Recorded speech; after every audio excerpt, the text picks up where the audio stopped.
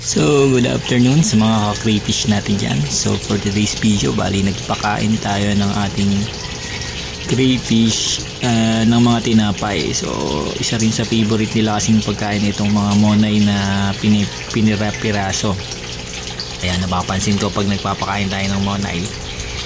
Dahil nga, lumulutang sila sa ibabaw ng tubig. Yung mga crayfish natin, umaangat sila para makuha nila yung mga monay. So kung mapapansin nyo, ayan, bali nag-angatan sila kasi syempre kailangan nilang malapitan sa gilid yung mga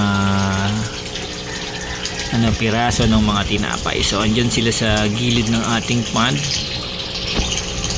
So kung mapapansin mo, ayan, ayan sila.